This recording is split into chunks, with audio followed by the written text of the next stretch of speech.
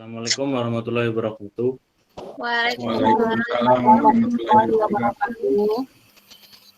Sebelumnya perkenalkan, saya Aknan Amri Nugrohanto beserta teman-teman saya yang beranggotakan Arlina, Salwa, Amel, dan Mahdi. Di sini kami akan melakukan sedikit diskusi mengenai P2K3. Sebagai pengantar, saya akan menjelaskan sedikit mengenai P2K3. Panjangan dari P2K3 adalah Panitia Pembina Keselamatan dan Kesehatan Kerja. Menurut Permenaker RI nomor 4 tahun 1987, P2K3 merupakan badan pembantu di tempat kerja yang merupakan wadah kerjasama antara pengusaha dan pekerja untuk mengembangkan kerjasama, saling pengertian, dan partisipasi efektif dalam penerapan K3. Tugas dari P2K3 sendiri yaitu memberikan saran dan pertimbangan, baik diminta maupun tidak, kepada pengusaha mengenai masalah K3. Nah, selanjutnya, mencegah kecelakaan kerja dapat dilakukan dengan fokus mengurangi unsafe behavior. Identifikasi unsafe action atau unsafe behavior dapat dilakukan dengan berbagai cara. Salah satunya dengan melakukan pendekatan perilaku, yaitu behavior based safety atau BBS. Dari data yang telah saya baca, dari National Safety Council atau NSC melakukan riset yang menghasilkan fakta penyebab kecelakaan kerja itu 88% adalah perilaku unsafe behavior. 10%-nya karena unsafe condition dan 2%-nya itu tidak diketahui penyebabnya. Nah, tindakan tidak aman atau unsafe action ini adalah penyebab terjadinya pelanggaran-pelanggaran yang akan terjadi di pegawai terhadap tata cara kerja yang aman, yang menimbulkan peluang terjadinya kecelakaan atau tindakan berbahaya untuk berbagai sebab. Nah, sedangkan kondisi tidak aman pada mesin, peralatan, pesawat, bahan, lingkungan, tempat kerja, proses kerja, tempat pekerjaan, dan sistem kerja. Lingkungan dalam arti luas tidak saja lingkungan fisik, tetapi faktor-faktor yang berkaitan dengan penyediaan fasilitas, pengalaman manusia yang lalu maupun yang sesaat sebelum bertugas, pengaturan organisasi kerja, berhubungan sesama pekerja, kondisi ekonomi dan politik yang dapat mengganggu konsentrasi. Adapun dasar hukum pembentukan Panitia Pembina Keselamatan dan Kesehatan Kerja atau P2K3 ialah Permenaker RI nomor 4 tahun 1987 tentang Panitia Pembina Keselamatan dan Kesehatan Kerja serta tata cara penunjukan ahli keselamatan kerja. Disebutkan pada pasal 2 bahwa tempat kerja di mana pengusaha atau pengurus mempekerjakan 100 orang atau lebih, atau tempat kerja di mana pengusaha atau pengurus mempekerjakan kurang dari 100 tenaga kerja, namun menggunakan bahan, proses, dan instalasi yang memiliki resiko besar akan terjadinya peledakan, kebakaran, keracunan, dan penyinaran radioaktif. Pengusaha atau pengurus wajib membentuk P2K3. Pada pasal 3 disebutkan bahwa unsur keanggotaan P2K3 terdiri dari pengusaha dan pekerja yang susunannya terdiri dari ketua, sekretaris, dan anggota, serta sekretaris P2K3 ialah keselamatan kerja dari perusahaan yang bersangkutan. Nah, untuk mewujudkan keselamatan dan kesehatan kerja di dalam kegiatan pertambangan, terdapat beberapa program yang ingin lakukan nih untuk mencegah terjadinya kecelakaan di dalam kegiatan pertambangan. Jadi strategi yang pertama itu adalah melakukan pengendalian risiko dengan menekan kemungkinan terjadinya kecelakaan. Jadi strategi ini dilakukan dengan berbagai pendekatan. Yang pertama itu adalah pendekatan teknis atau engineering control. Pengendalian atau rekayasa teknik termasuk merubah struktur subjek untuk mencegah terpaparnya potensi bahaya seperti pemberian pengaman mesin, penutup ban berjalan, pemberian alat bantu mekanik, dan lain sebagainya. Nah, di dalam pendekatan teknis ini ada penjabarannya lagi. Mungkin dari Salwa bisa menjabarkan apa-apa saja pendekatan teknis yang bisa dilakukan. Silakan. Baik, Mahadi, melanjutkan dari program dalam pendekatan teknis dapat dilakukan dengan beberapa cara. Yang pertama, eliminasi. Pengendalian risiko yang bersifat permanen harus dicoba untuk diterapkan sebagai prioritas pertama. awalan yang dapat kita lakukan dengan melihat sumber apa yang terjadi di dalam perusahaan kita, yaitu di pertambangan, dengan memprioritaskan masalah sebenarnya apa yang terjadi, yang menjadi risiko tinggi di perusahaan pertambangan ini. Yang kedua itu ada substitusi, merupakan teknik pengendalian hanya dengan mengganti alat, bahan, sistem, atau prosedur yang berbahaya dengan yang lebih aman atau yang lebih rendah bahayanya. Nah, kita sebagai K3 untuk selalu mengecek secara berkala dari mesin yang mungkin menimbulkan kerugian atau bahkan nyawa pekerja. Karena kejadian yang ditimbulkan oleh mesin yang tidak kita cek sebelumnya. Yang ketiga, mengisolasi dengan menggunakan APD, yang kita ketahui bahwa APD merupakan alat yang untuk mengisolasi tubuh kita untuk mengurangi bahaya. Yang keempat, kemungkinan kecelakaan dapat dikurangi dengan melakukan pengendalian jarak antara sumber bahaya atau energi dengan penerima. Nah, selain pendekatan teknis, ada juga pendekatan SDM atau manusianya. Jadi kita bisa mengadakan pelatihan atau seminar yang bertema dengan cara kerja yang benar, aman, dan budaya keselamatan dengan cara melakukan kondisi yang aman di tempat kerja. Jadi yang diharapkan dari pekerja ini, kita bisa semakin teredukasi. Jadi pekerja-pekerja itu bisa teredukasi dengan seminar-seminar atau pelatihan yang sudah dilakukan bahwa keselamatan itu penting. Nah, dari sini apakah mungkin dari teman-teman ada pendapat-pendapat bagaimana agar kita bisa mencegah terjadinya kecelakaan, baik itu terhadap benda mati ataupun manusianya. Semoga pun memang keduanya aman gitu. Mungkin ada pendapat-pendapat tersendiri bisa kita diskusikan di sini. Silakan. Mungkin kalau dari saya, penggunaan APD itu sangat penting ya. APD sendiri itu berguna untuk mengurangi risiko cedera atau penyakit akibat kerja bagi pekerja yang disebabkan oleh bahaya yang ada di tempat kerja. Disinilah APD pada akhirnya sangat penting digunakan sebagai upaya terakhir untuk meminimalkan risiko cedera setelah manajemen melaksanakan pengendalian risiko lainnya.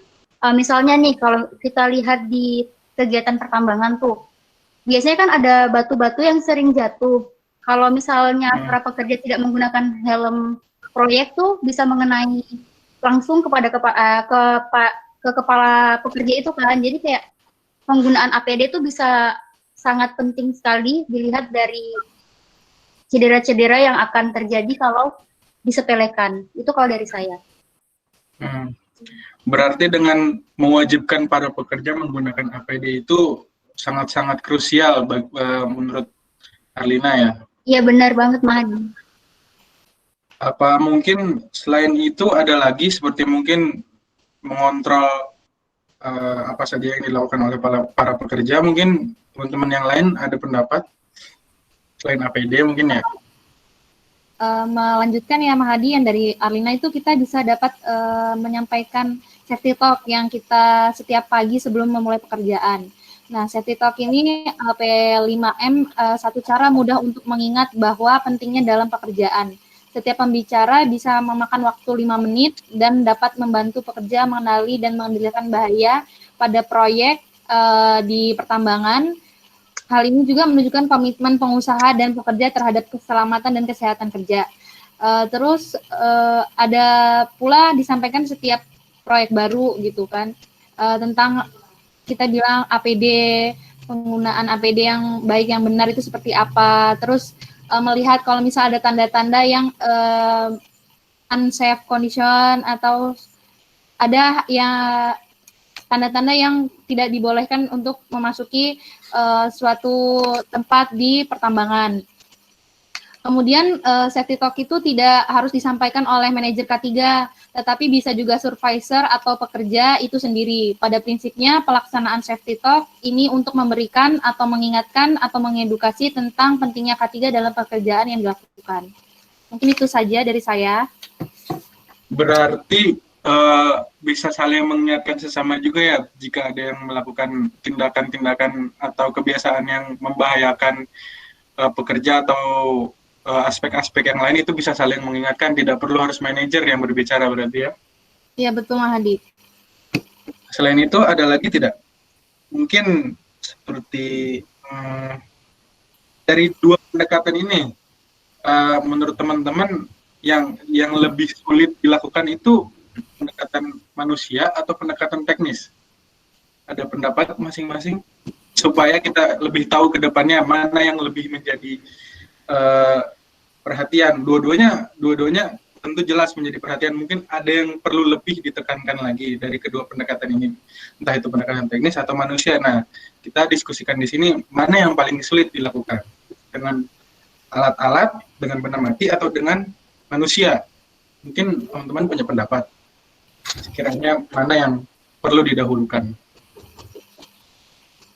Kalau menurut aku ya Madi, kayak pendekatan ke manusianya sih, soalnya kan kalau manusia sendiri tuh dia kadang suka gimana ya, lalai gitu, atau dianya kayak nggak ada persiapan aja, kayak ibarat dia udah pasrah aja lah. Kalau ibarat nanti ada apa-apa saat dia kerja, ya itu takdir. Kan banyak orang yang berpikir kayak gitu. Tidak berpikir panjang ya. Iya. Berarti pendekatan manusia yang perlu menambahkan Mahadi yang silakan. tadi. Mungkin itu dari safety culture ya, itu budaya gitu loh. Mindsetnya si pekerja belum berpikir kalau misalnya keselamatan dari mereka itu sangat penting gitu loh. Kalau misalnya penggunaan APD dan segala macam yang kondisi tidak aman dan dari lingkungannya sendiri gitu. Lingkungan perusahaannya tidak berpikir safety kalau bisa bahwa K3 ini penting untuk para pekerja gitu. Berarti memang sangat perlu diawasi bagi para SDM-nya ya, bagi para pekerjanya. Mungkin seperti kayak memberi checklist apa saja yang sudah dilakukan sebelum bekerja, entah itu mengkonsumsi sesuatu yang dapat mengganggu pekerjaan, seperti entah itu alkohol atau sesuatu yang membuat kantuk, ataupun mungkin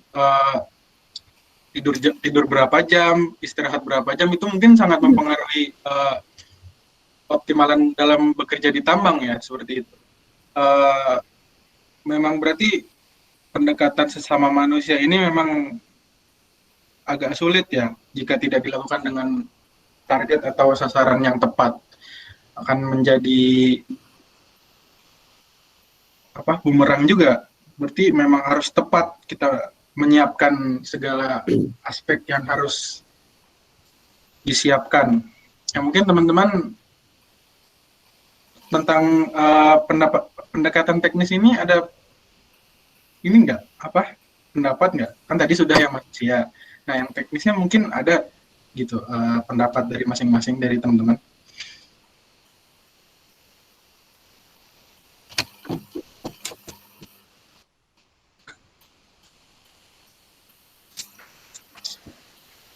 Seperti dalam lingkungan mungkin alat pengecekan kalau lingkungan itu kita melihat bahaya risiko yang bakal risiko penyakit akibat kerja, mungkin kayak misalnya lihat dari kebisingan, temperatur suhu, atau dengan melihat kondisi-kondisi yang ada di lingkungan, misalnya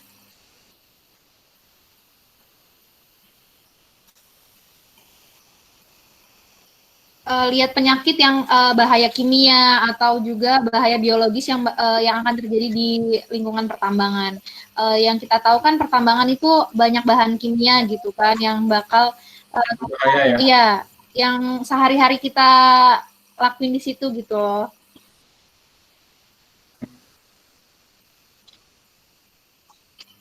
Berarti perlu peka ya dalam di lingkungan sekitar, apakah sesuatu itu akan menghasilkan bahaya bagi pekerja ataupun bagi aset mesin berat, alat berat dan sebagainya, mungkin perlu diwaspadai dalam pendekatan teknis ya. Ada lagi tidak? Kalau tidak ada, mungkin bisa dikembalikan ke Aknang. Oh ya, sebelum balik ke Aknang, jadi kesimpulan dari diskusi kita hari ini tuh pentingnya K3 bagi perusahaan pertambangan, baik itu bagi pemilik perusahaan ataupun bagi karyawannya, untuk mencegah terjadinya kecelakaan akibat kerja ataupun penyakit akibat kerja. kalau untuk karyawan itu bisa dari penggunaan APD lengkap, terus mematuhi aturan yang ada. Lalu dari perusahaan sendiri, seperti yang dikatakan Salwa tadi, pentingnya pelatihan-pelatihan atau penceklisan tadi, pengecekan sebelum karyawan ataupun yang itu melakukan pekerjaannya.